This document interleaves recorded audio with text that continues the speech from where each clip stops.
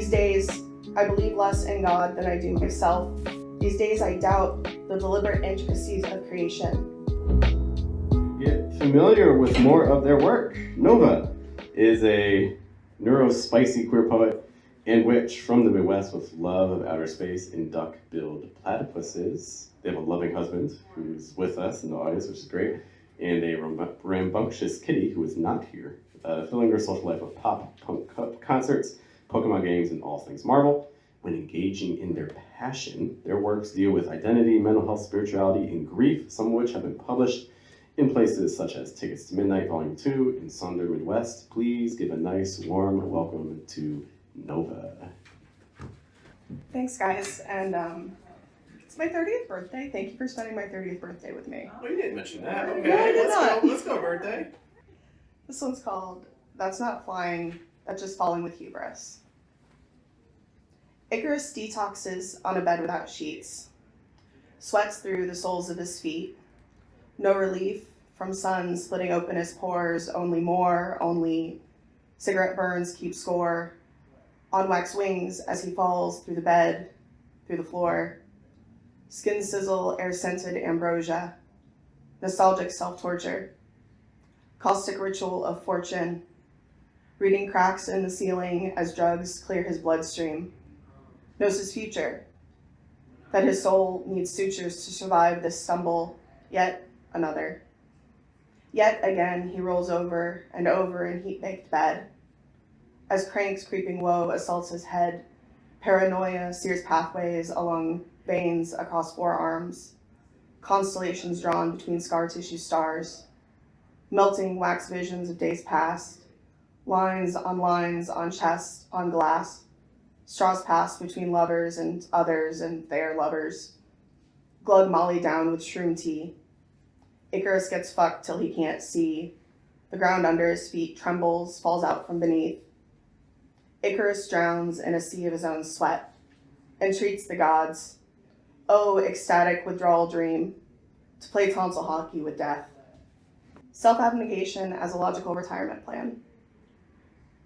My airbag light's been on for weeks, and I keep having dreams where I go through the windshield, but I don't fix it, which is The Wonder Years, a song for Patsy Cline.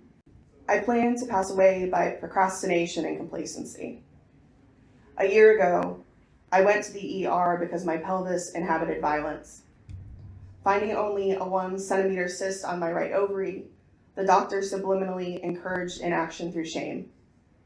Hypochondria, her silent face blame, Medicaid paid the bill.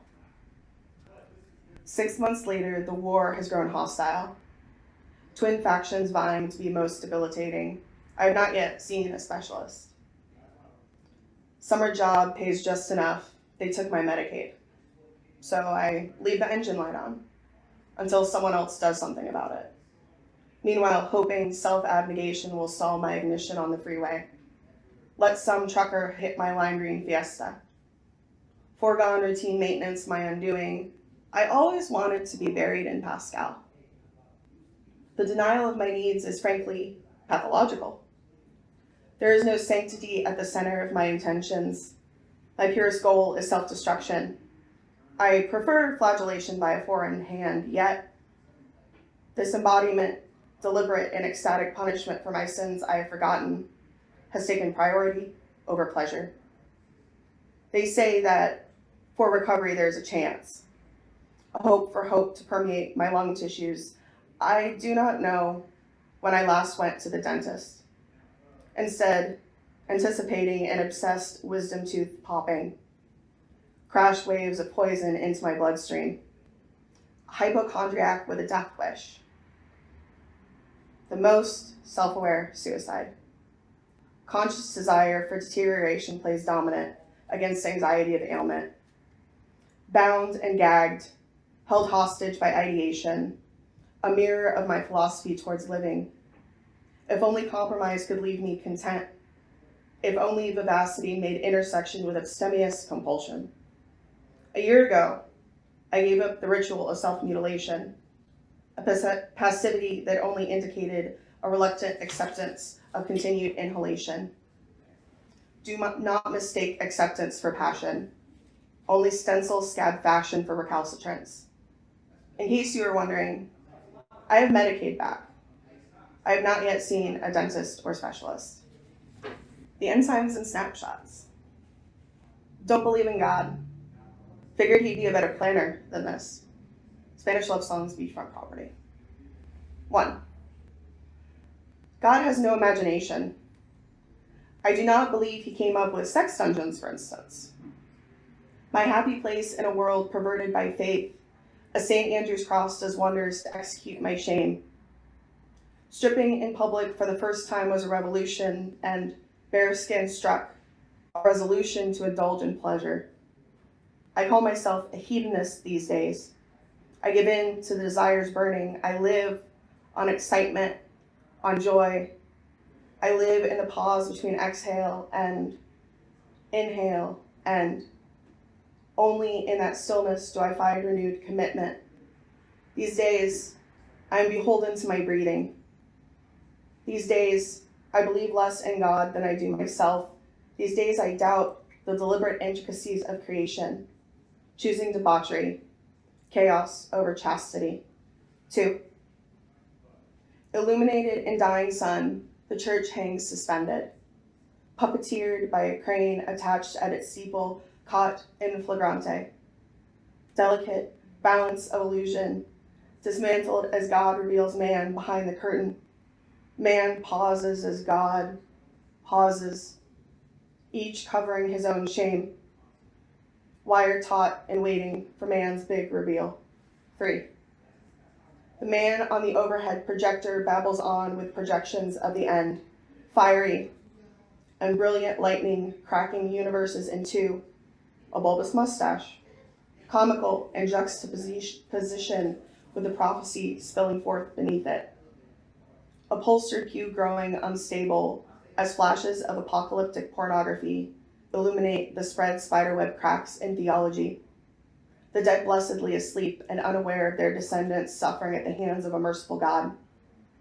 My extended family contemplates running to the hills. Godmother hoards food, so we're all going there, where Godfather will hold vespers and Uncle has guns, so he can defend us from the atheist predators, not now, but in the years coming soon, when fire falls from the sky and the wind and the rain turn against us. I believe this is far off. 4. And yet, when prophetics weigh my shoulders down, futures untold and not yet made, patterned after past mistakes, repeated indefinitely. Pursuit of purity threatens my heart, cast dark plans made in earnest, falling hardest where the path diverges, where the future is nervous. 5. Maybe it's just that this particular rain smells like the petrichor from back when my mother thought the world was ending because a transformer blew in my aunt's neighborhood. Standing on that porch, I watched the heavens fall, my child flesh shivering against spiteful exhales, sparks bursting in time with a facsimile of thunder. I heard then that you can tell how far away the lightning is by counting the seconds between flash, clap, and crash. The liminality of unknown destruction coming. Side note, the way that this printed has just destruction coming right here, and it makes me very happy. An ode to my ex-stepmother's fascination with the polyamorous gays and their bondage leathers. The funny thing about being queer is that the judge didn't question my self-bestowed monikers. She asked me where I found the last bit that my father fought me not to take, thinking pride in my lineage would win over my childhood dream of rebirth. I told the judge that my husband gifted me the last name, but the former were an exercise in a spiritual undoing and remaking in my own image. When my twice divorced father gets angry, he rants about adultery. I wonder if he knows that the person who raised money for my mother's cremation was also the first one whose fuck didn't come with dysphoria. Just gaslighting and abuse years later. The funny thing about being queer is it's interchangeable. It means fuck gender. It means I fuck all genders. It means I fuck multiple people of multiple genders. It means that when I fucked two people on the same day with the same name but different genders, they wrote notes to each other on my queer body. Because the first knew the second and they were frenemies, I think there was a Sharpie smiley on my ass for a week. When I got home, my husband took a picture of my posterior for posterity. When I visited my father in rural Tennessee, his wife bemoaned the polyamorous gays in their bondage leathers. I choked. On multi-gendered cock more often than I cared to admit, although I do have a pretty shitty gag reflex if I'm being straight. Wait, never straight, that's the point, right? The funny thing about being queer is 1 in 5 hate crimes targets you. That these hate crimes rose in frequency by 2% in 2018. That these hate crimes are only those reported. I hold my breath with the ones who have not reported. I clench my fist for those who reported and were turned away. I turn away from anyone who says being queer isn't funny. The funny thing about being queer is the dichotomy. When I stand outside the venue and people admire the queer patch on my jacket. When the same people see tits and a dick drawn on a steamy window, they slur tranny, and I don't hear them. Repeat. I don't hear them. Tranny. Repeat. I fear them.